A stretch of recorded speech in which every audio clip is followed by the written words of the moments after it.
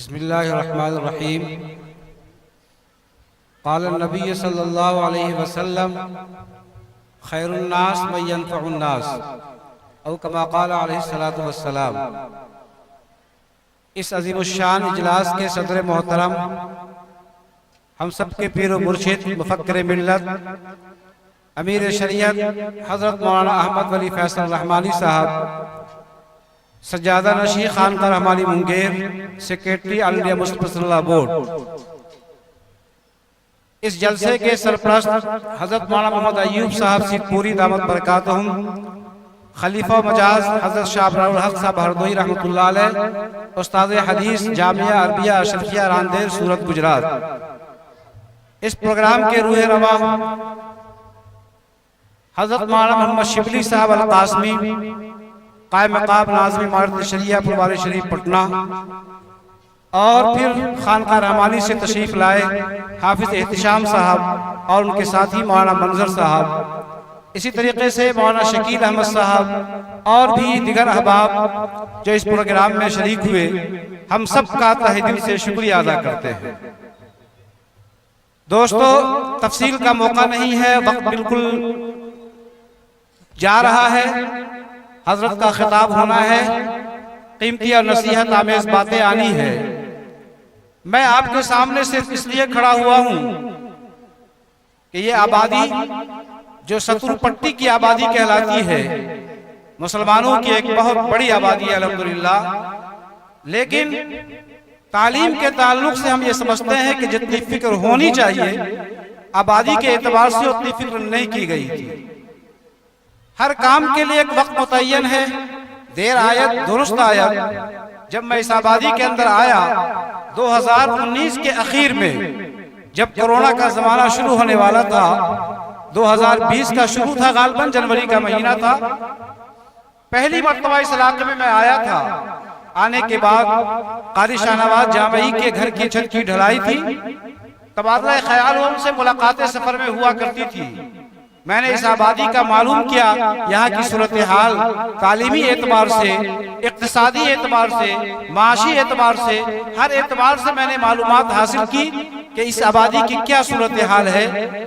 تو مجھے جو کچھ بتلایا گیا اس سے یہ محسوس ہوا کہ اتنی بڑی آبادی اور بزرگوں کا اتنا تعلق اس آبادی سے ہے جس کا اندازہ ابھی ہم لوگوں کو مغرب بعد سے مستقل ہو رہا ہے، لیکن کوئی بڑا تعلیمی ادارہ قائم نہیں ہو سکا۔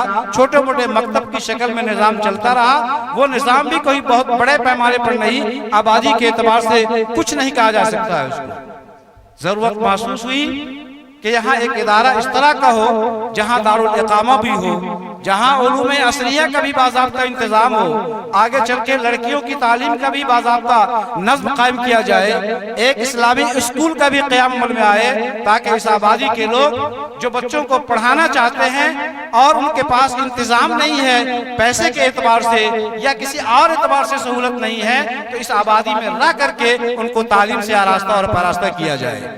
شاید وہ قبولیت کا وقت تھا، اللہ نے قبول فرمایا۔ قاری شاہ نواز کے دل میں یہ جذبہ پیدا ہوا کہ اس کام کو شروع کیا جائے۔ ہمت کرتا تھا، لیکن پھر جو ہے پریشانیاں آتی تھی، حالات آتے ہیں، جو کام کرتا ہے وہی سمجھتا ہے کہ کام شروع کرنے کے بعد کن کن حالات کا سامنا کرنا پڑتا ہے اور کس طرح کے حالات آتے ہیں۔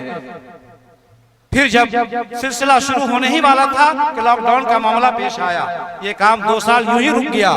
2 سال کے بعد مارچ 2021 کے اندر اس ادارے کی بنیاد پڑی۔ جامعہ علوم القرآن ستر پٹی کی بنیاد مارچ مہینے کے اندر، مارچ 2018 کے اندر، 2021 کے 22 کے اندر، مارچ 2022 میں اس ادارے کی بنیاد پڑی اور تعلیم کا سلسلہ شروع ہوا۔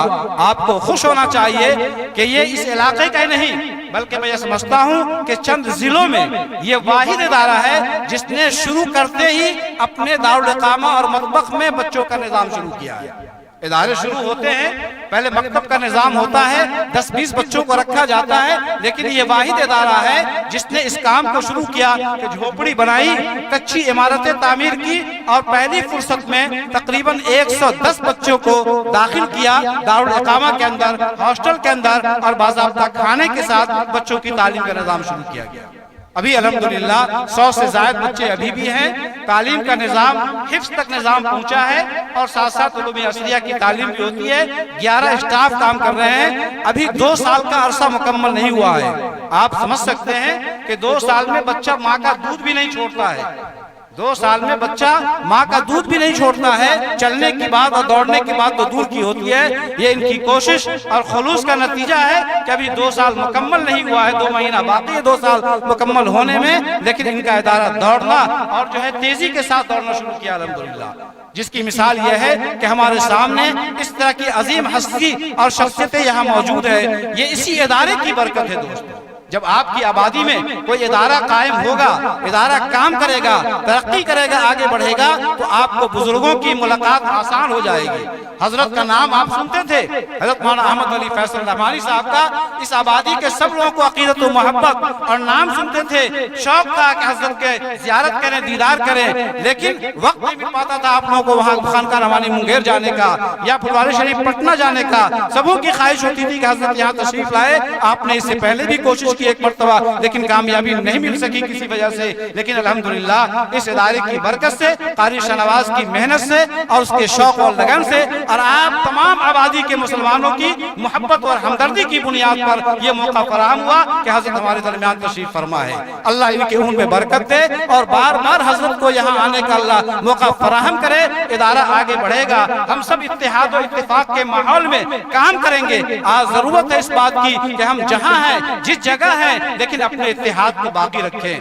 نظراتی اختلاف ہمارے آپ کے ہو سکتے ہیں، لیکن ہمارا جو نقطہ اتفاق ہے تعلیمی بیداری، تعلیم کو عام کرنا، تعلیم کو پھیلانا. سماج کے اس طبقے کو جو طبقہ بالکل مایوس ہے کہ ہم بچوں کو کیسے پڑھائیں، نچلے پائیدان پہ کھڑا ہے، اس کے بچے کو تعلیم کیسے دلائی جائے، اس میں تو ہم سب کا اتفاق ہے. اس اتفاق کے ساتھ اگر ہم کام کریں گے تو اس آبادی کے ذریعے اس پورے علاقے میں انقلاب آئے گا. میں دوسری بات آپ کو بتلا دوں کہ اس ادارے کے قیام کا جہاں یہ مقصد ہے کہ ہم یہاں دارالاقامہ میں بچوں کو رکھ کر کے تعلیم دیں اور ہر اعتبار سے آگے بڑھائیں، وہی دوسرا مشن یہ بھی ہے کہ اس پورے علاقے کے اندر جہاں چھوٹی چھوٹی آبادیاں ہیں، 20 گھر کی، 25 گھر کی، 50 گھر کی، وہاں مکتب کے نظام کو مضبوط کیا جائے. ابھی حضرت نے فرمایا کہ مکتب کے نظام کی ضرورت ہے اور جہاں مکتب کی تعلیم ہو وہاں تعلیم عام ہوگی اور ایمان و عقیدہ بچوں کا محفوظ رہے گا. تو اس ادارے کے قیام کے منصوبے میں یہ بات شامل ہے کہ جہاں بھی چھوٹی چھوٹی آبادیاں اس پورے علاقے میں ہے، اس علاقے کی نشاندہی کر کے، سروے کر کے ہر اس علاقے میں مکتب کا نظام انشاءاللہ شروع کیا جائے گا. 10 مکتب کے نظام کی فوری طور پر منظوری ہو گئی الحمدللہ. 2 مکتب نے کام شروع کر دیا ہے.